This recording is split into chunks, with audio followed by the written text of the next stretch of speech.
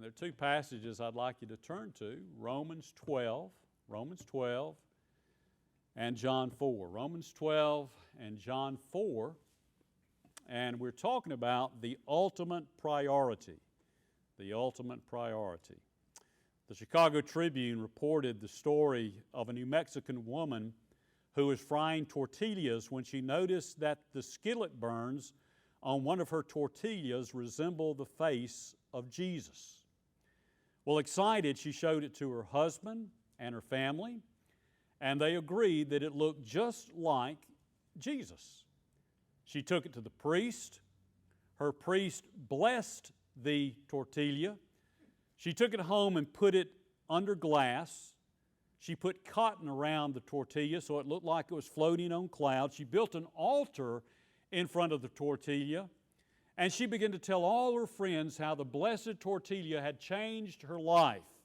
Her husband agreed that she was happier, that she was friendlier, she was more submissive and humble since the blessed tortilla event. Within a few months, over 8,000 people had worshiped at the altar of the blessed tortilla. That's a true story. It is incredible to imagine that so many people could worship a tortilla, but such a distorted concept of worship is really not that unusual today. I think sadly most people confine worship to that 15 minutes of singing a song prior to the Sunday morning message. And folks, if that is your concept of worship, I want to change your mind today. Notice Romans 12 and verse 1. Paul here is writing, and he writes, I beseech, and the word beseech means I beg. I beg you therefore, brethren, by the mercies of God, that you present your bodies a living sacrifice, holy, acceptable to God, which is your reasonable, and the next word should be worship. In many Bibles it's service, but actually it is the word worship, which is your reasonable worship. Worship is not just singing a song, it's not just teaching a class, it's not just evangelizing the lost, it's not just giving your tithe,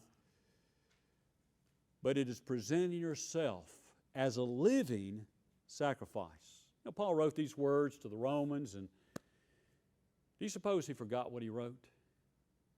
Well, in the end of Paul's life in 2 Timothy chapter 4, these are the last words of Paul before they took him out and beheaded him. In 2 Timothy chapter 4 and verse 6, Paul writes these words, For I'm already being poured out as a drink offering, and the time of my departure is at hand. Paul saw his life as an offering of worship, as a living offering poured out to God. The Anglo-Saxon word for worship comes from the root word worth or worthy. So to worship is to recognize the worthiness of God. So if we gather together and we don't recognize the worthiness, the worth of God, then everything was in vain. We didn't worship. Worship is that ultimate priority. There are three things I want you to see with me today. First of all, I want to talk to you about the command or the call to worship. The call to worship. And think with me, first of all, about the perspective of Christ. The perspective of Christ. Let me give you a few passages. In Matthew chapter 4, in the context of Matthew chapter 4, is Jesus is in the wilderness and He is being tempted by Satan. And in verses 9 and 10, it says, And He said to him, Satan said to Jesus, All these things I will give you if you fall down and worship me. Then Jesus said to him, Away with you, Satan, for it is written, You shall worship the Lord your God, and Him only shall you serve. And Him only shall you serve. Also in Matthew chapter 22, another familiar passage, Jesus is being tested by a scribe, by a lawyer, who asked the question, Teacher, what is the great commandment? And Jesus said to him, You shall worship or love the Lord your God with all your heart, with all your soul, and with all your mind. Well, what Jesus was doing was he was reciting Deuteronomy 6, verses 4 and 5, which was the Shema. Shema is a Hebrew word that means hear. And that's the first word of Deuteronomy 6:4. Hear, O Israel, the Lord thy God is one God, and you shall love the Lord thy God with all your heart, with all your soul, with all your strength. This is the great commandment. Twice in Jesus' ministry, he cleansed the temple. At the beginning and the conclusion of his ministry, he cleansed the temple. The money changers were set up, those who bought and sold and traded, and he ran them out of the temple. The temple was central in all of their worship. So the perspective of Christ, a lot of information about worship and how Christ felt about worship, but also the priority of the church. Here's a question. What is the ultimate priority of the church? Well, if you ask most people, they'd probably say, well, evangelism, reaching the lost. Some would say teaching the Word of God, edification. Others would say, if you talk with a Baptist, tithing. Tithing is the ultimate priority of the church. And you get all types of different answers. Fellowship, some people might say. But worship, the Bible teaches, is that ultimate priority. Until we spend time with God, we're not ready to evangelize, we're not ready to edify or to teach, we're not ready even to give until we worship at the feet of God. You know, in the Old Testament, they would first set up the tabernacle, the tent of worship. And after they set up the tabernacle, then all of Israel would set their tents up around the tabernacle. It was speaking of worship being central in the lives of the people. So we see, number one, the call or the command to worship, but also I want to talk to you about the corruption of worship. How is worship today corrupted? Let me give you 8 things, and I want to move real fast. 8 things. Number one, worship is corrupted with hypocrisy, with hypocritical worship.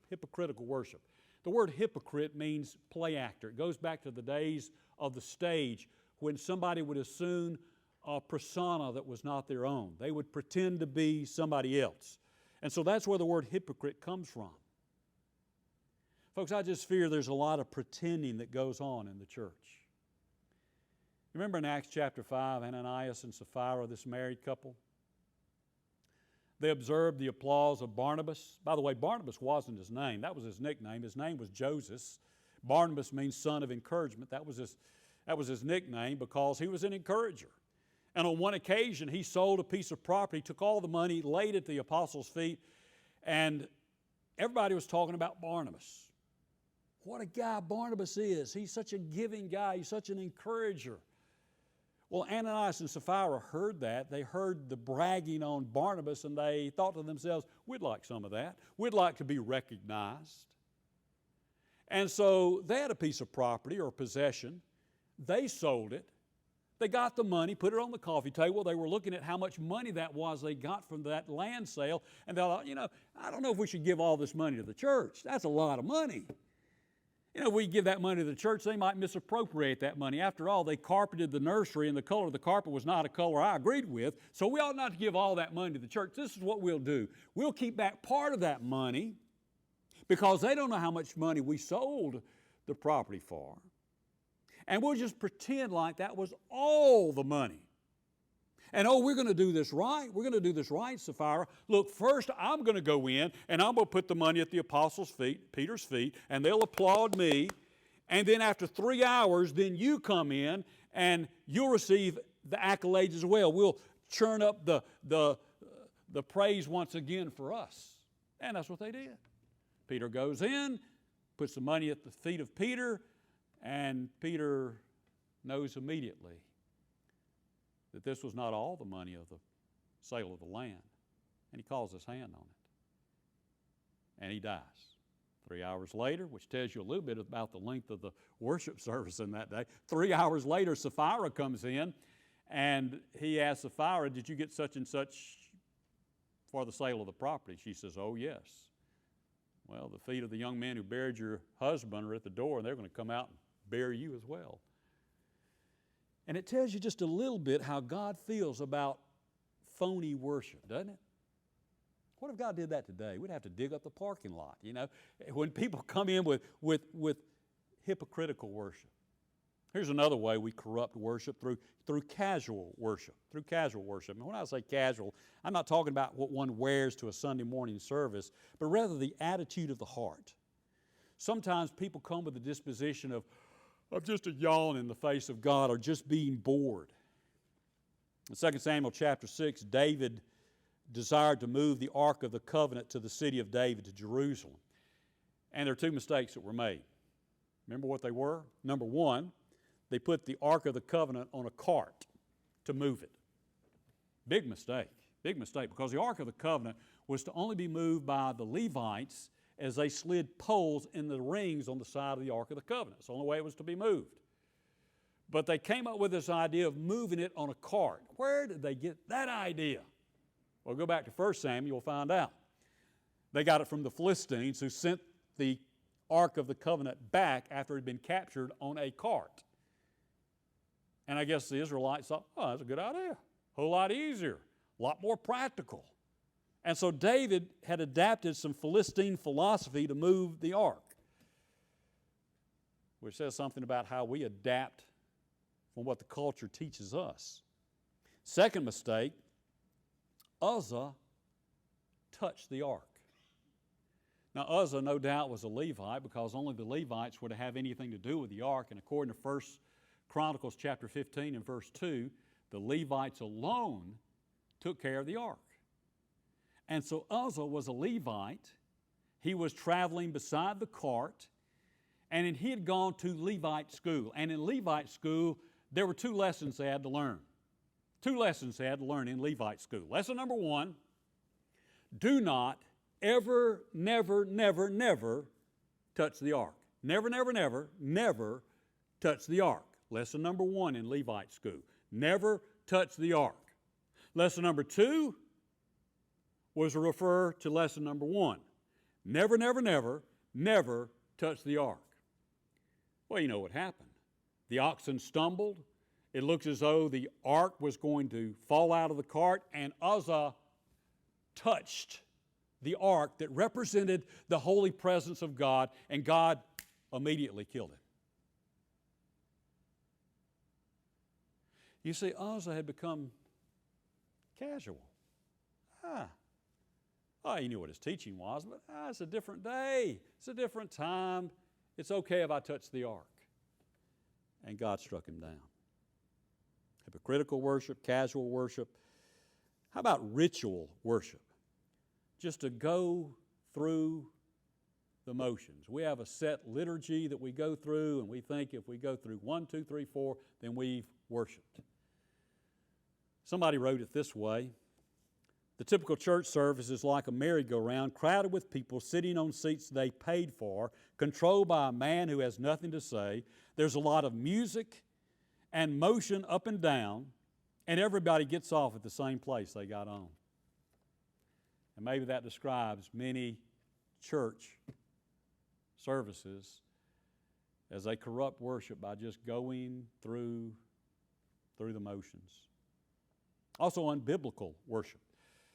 Did you know that the very first controversy in the Bible was between two brothers over the subject of worship? First controversy. It was over worship. The two brothers were Cain and Abel. Cain was a farmer, Abel was a herdsman. And there was controversy over how to approach God. And Cain, as you know, he was a farmer. He took his vegetation and put it before God, and boy, it must look like a county fair. But Abel, on his part, brought a blood offering. Now, evidently, God had instructed them how to approach him, and they were to approach him through blood, because God had respect for Abel's offering and not for Cain's. Did you know there's a way that we're to approach God? That we don't just saunter before God and just do whatever we want to do. Now, in the New Testament, I'll grant you, we have a lot more freedom than they did in the Old Testament, but we still are to come before God with great reverence, and we still are to acknowledge the shedding of blood, for without the shedding of blood, there's no remission of sin. Also, personal worship. Another way we corrupt worship, personal worship. Have you ever said this or maybe heard somebody say this? Well, I didn't get anything out of that service. Folks, worship is about God. It's not about you. It's not about me. Worship is about God. Worship is about giving and not getting. But we come to the place in contemporary society where we have man-centered worship. In Mark 7:7, Jesus speaking, and He says, in vain do they worship me, teaching as doctrine the precepts of men. In vain do they worship me. They're doing their own thing. They've become very pragmatic in their worship of me. They have how-to messages.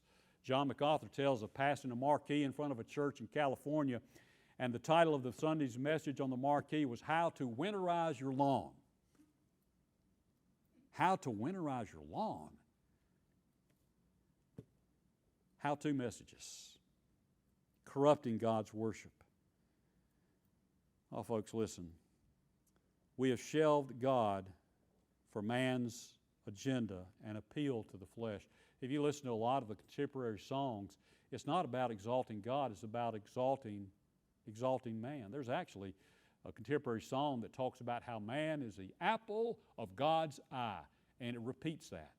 It's praising man. It's man-centered rather than applauding God. Worship is not about us. It's about God. It's about giving praise and adoration unto God because He is worthy. Another way we can corrupt worship is through emotional worship. And listen, God has given us emotions. Emotions are not bad. We could probably stand a little more emotion in our churches. But if emotion is all it's about, we have missed. I mean, if you wanted a really lively service, you needed to go to the church at Corinth in the first century. Here was a lively church. And yet here was a church that doubted the resurrection of Christ. But they had lively worship because Paul had to write in 1 Corinthians 14 for them to do everything decently and in order. It was a free-for-all when they got together. There were people speaking in tongues, and there were people prophesying, and there was all kinds of stuff, and people were speaking over each other. So Paul said you have to do things decently and in order. I know of a situation at a particular worship center when after it was over, the family got in the car, and the wife of the family in worship that day had spoken in a ecstatic language and lapped the sanctuary 32 times while speaking her ecstatic language. As she got back in the car, she announced, "Well, we really worshiped today." Well, had she? Had they? Had they recognized the worthiness, the exalted state, the holiness of God? Also, immoral worship. Immoral worship. You say, how can you worship and be immoral? Well, they were doing it. 1 Corinthians chapter 11, they were getting drunk at the Lord's table. They were blaspheming His name. Worship can devolve to the place where it is immoral. Matthew chapter 5 and verse 23, it says, if you're there at the altar presenting your gift and there remember your brother has aught against you, first go be reconciled to your brother and then come present your gift. Then come and worship. So worship is not worship when we have aught against our brother, when there's some problems within our lives, when there's some unconfessed sin that needs to be taken care of. In Psalm 51, Psalm of David, it was written after his affair with Bathsheba. He writes, have mercy upon me, O God, according to your loving kindness, according to the multitude of your tender mercies. Blot out my transgressions, wash me thoroughly from my iniquity, and cleanse me from my sin. For I acknowledge my transgressions, and my sin is always before me. In verse 10, he says, create in me a clean heart, O God, and renew a steadfast spirit within me. Do not cast me away from your presence. That is, God, first deal with all this rot in my life, and then in verse 12 or verse 13 he says, then I will teach transgressors your ways, and sinners shall be converted to you. You know, David understood there's such a thing as immoral worship. I first need to get some things right, and then I can come to that place where I worship you. So worship can be immoral. When we come to that place of coming together, or even in our private time when there's sin in our lives. But after I've said all these 7 things, there's one more, and I think this is the problem today in the churches across America, and that is superficial worship. Superficial worship. You say, what are you talking about, superficial worship? Well, in Amos chapter 5, verses 21 to 23, our Lord is speaking, and He says to the people of Israel, I despise your feast days, and I do not savor your sacred assemblies, that is, your church gatherings from our perspective. Though you offer me burnt offerings and your grain offerings, I will not accept them, nor will I regard your fattened peace offerings. Take away from me the noise of your songs, for I will not listen to the melody of your stringed instruments. Wow. All these things were prescribed in worship, and yet the Lord says, I reject all of it. I reject all of it. Why would the Lord say that? What was the problem here? Well, you see, theirs was a heartless worship. There was no reality. There was no passion. They just went through the motions and did what was required. It was just all superficial. Folks, can I just be very transparent? It's just us here. I sometimes wonder if that's why God didn't shut it all down. Because just like in the day of Amos, he was sick of pretend worship, of superficial gatherings. I have to wonder that. The call, the corruption, but also some clarity in worship. I don't know about you, but I need some clarity. I need some understanding in worship. Let's turn to John chapter 4, and we're going to finish here in John chapter 4. Immediately you understand something of the context. The context. We're well aware that John 4 comes after John 3, and John 3 talks to Nicodemus, the wealthy aristocrat, the intelligentsia of that day.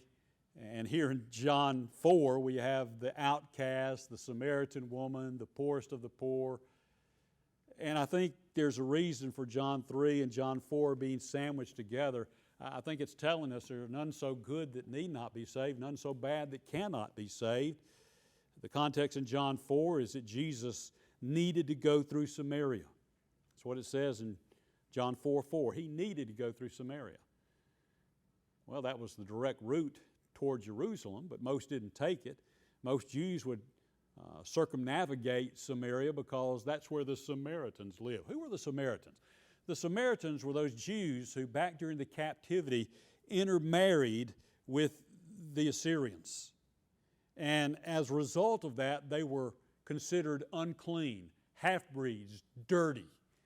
And they looked at the Samaritans basically maybe even in a worse regard than they looked at the Gentiles.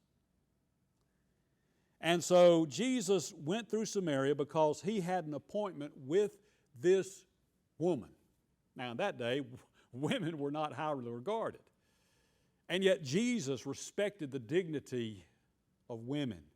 And if you read the New Testament, he exalted their status greatly. He met with this woman at the well of Sychar, began to speak to her, ask her for a drink. I think you're very familiar with the story. And in verse 17, the woman answered and said, I have no husband, because Jesus just said to her, go call your husband. She says, I have no husband. Jesus said to her, you got that right. You've well said, I have no husband, for you've had 5 husbands. The one you have now is not your husband. You spoke this truly. And the woman said to him, Sir, I perceive that you're a prophet. Our fathers worshipped on this mountain. You Jews say that Jerusalem is the place where one ought to worship. Jesus said to her, Woman, believe me, the hour is coming when neither in this mountain nor in Jerusalem that one will worship the Father. You worship what you do not know. They only accepted the Pentateuch, the Samaritans. But we worship what we do know for salvation is from the Jew. That is, Jesus was a Jew. Salvation was from the Jews. Good place to park because 10 times in 5 verses the word worship is used. Used more here than any other place. And this short little package of verses. And Jesus brings up this woman's past. And this is just a small portion that we have here, an economy of words, but you can be sure that Jesus told a lot about her life and probably described all 5 husbands, called them by name, went into great detail because later she goes on to say, come and meet a man that told me everything I ever did. So evidently in this small passage, Jesus said a whole lot. We're just given a kind of a synopsis of what he said. But when he brings up her sin, what does she do? She changes the subject, just like people today.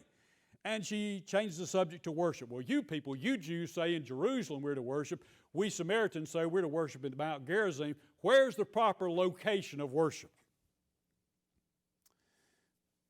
Jesus lets her know very quickly that worship is not about a location. It's not a debate between Mount Gerizim and Jerusalem. Worship is not about a place. The location of worship. And then he talks about the logistics of worship. How are we to worship? I mean, worship is something we talk about a lot. We talk about worship leaders and worship times and worship songs. But how do we worship? That's a huge question. And in verse 23, Jesus, in this one passage, actually half of this passage, he tells us how to worship. Notice what he says, verse 23. But the hour is coming. And now is when the true worshipers will worship the Father in spirit and truth, for the Father is seeking such to worship Him. So how do we do it? How do we worship? Jesus says 2 things. He says we're to worship in spirit and in truth. Therein lies how we are to worship. So I think we need to understand what Jesus means when he says in spirit and truth, because he's telling us this is what the Father desires. So what does this mean? What does it mean to worship in spirit? What does that mean? Does it mean we're to worship lively, spirited worship? Is that what he's talking about? Is he talking here about the Holy Spirit? This is what he's talking about. He's saying worship is not external, rituals, festivals, ceremonies. It's internal. It's internal. In Philippians chapter 3 and verse 3, Paul writes, for we are the circumcision who worship God in the Spirit, rejoice in Christ Jesus, and have no confidence in the flesh. That is not about the flesh. It's about the Spirit. It's about the Spirit. Worship is to be an internal affair. Write this down in your Bible. Let me give you something. Worship is produced by what the heart comprehends. I've got that written at the top of my page. Worship is produced by what the heart comprehends. Worship is produced by what the heart comprehends. Now that leads me to the next point. We're to worship in spirit, but we're also to worship in truth, in truth, in truth. What does it mean to worship in truth? Well, it has 2 aspects. The Word of God. Thy Word is truth. So I believe it's referring, number 1, to the Word of God. Listen, folks, we have to understand who we're worshiping. For us to really worship, we have to understand who we are worshiping. Theology is involved in worship. We have to have a proper theology of God. We have to recognize who God is. Today as we meet together, there are Mormons that meet together and they say that Jesus is just an exalted man. That as Jesus is, He was just like us, and He reached the state of exaltation, and He became a God.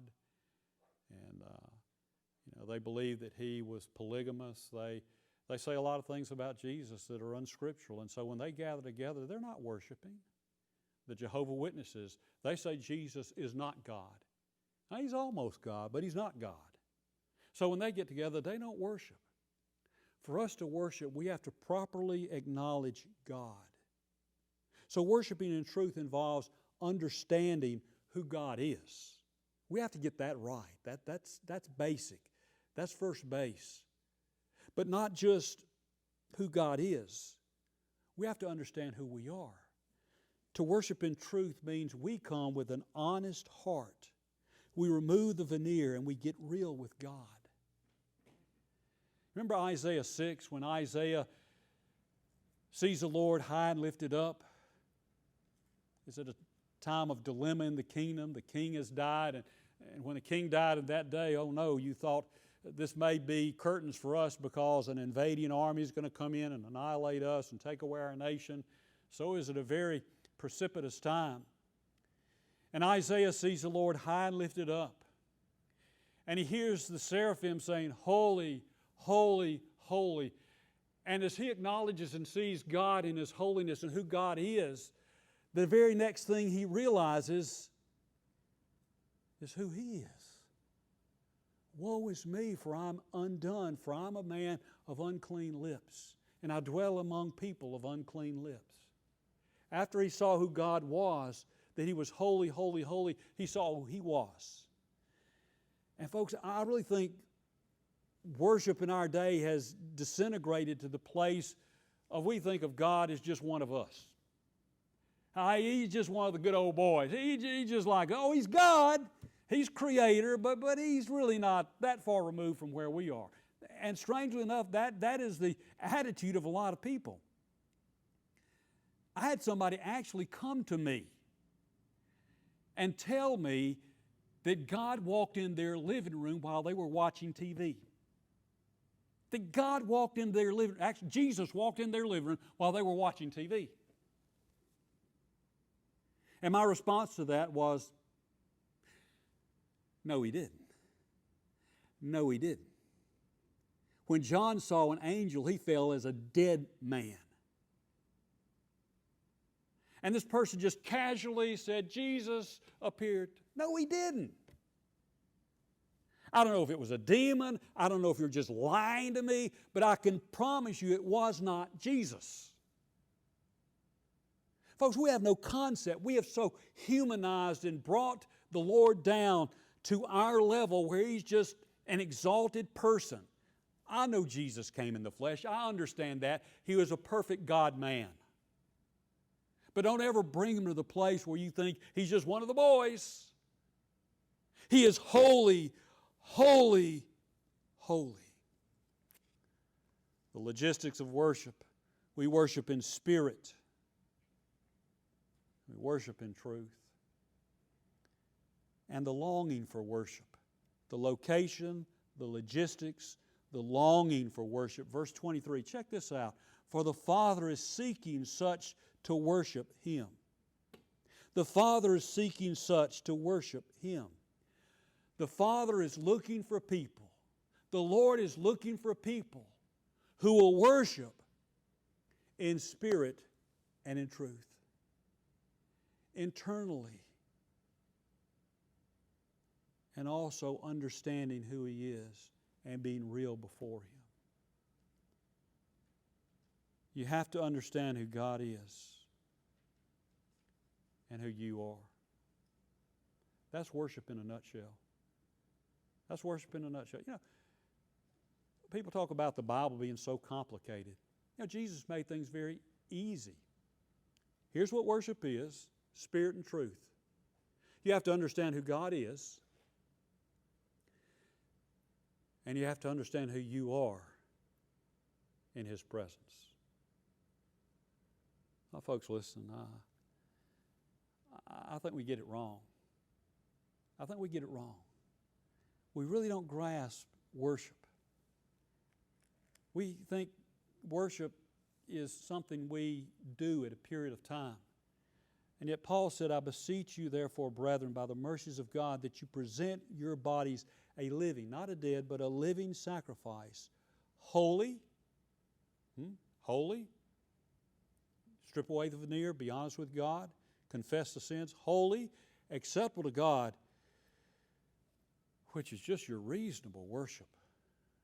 Your reasonable worship. Have we worshiped today? If we have worshiped, we've understood something of the worthiness of God. Because that's what worship is. We don't need to be like the lady who runs around the auditorium 32 times and speaks in a static language and has no recognition of who God is. Worship is recognizing the worthiness of God and the lack of worthiness within me, and how God redeems me and allows me to worship Him. Woe is me, for I'm a man of unclean lips. Folks, it is hard for me to comprehend why God allows me to teach the Bible, because I understand a little bit of how incredibly unworthy I am to do this. That He's allowed my mouth to speak His truth. And I'm the furthest thing from a holy vessel, if you understand what I'm saying. But I'm so grateful that through His sacrifice, that He who knew no sin became sin, that we might become the righteousness of God in Him. 2 Corinthians 5:21. How can you grasp that? That God sees us as righteous because of the blood. Because of the blood. He accepts our worship.